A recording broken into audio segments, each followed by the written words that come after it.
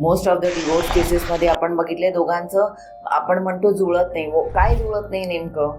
तर energy field असते, frequencies असतात, ज्या व्हायब्रेशन्स असतात त्या जुळत नाहीत. कुठेतरी भांडणं होणं, विचारांची मतभेद असणं विचारांमध्ये. म्हणून आपल्याला सगळ्यात महत्त्वाचं आपलं लाईफ जर सुरळीत करायचं असेल तर आपल्याला या गोष्टी बघणं गरजेचं आहे की आपली जी एनर्जी फील्ड आहे ही पॉझिटिव्ह आहे का निगेटिव्ह आहे. नंबर दिला जातो, आपण रँडमली घेतो आणि हे VIP नंबर तर मोस्ट डेंजरस नंबर्स आहेत. ओके.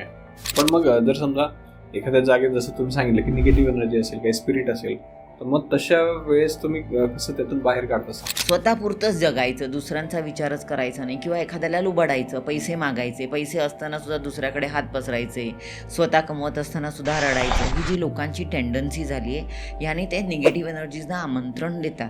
आर्टिफिशियल प्लांट्स असतात त्याच्यामध्ये निगेटिव्ह एनर्जी असते. मग हे प्लांटसुद्धा निगेटिव्ह एनर्जी देतात आणि तुम्हाला माहीतच नाही आहे की हे प्लांट्स तुम्हाला निगेटिव्ह एनर्जीज देत आहे.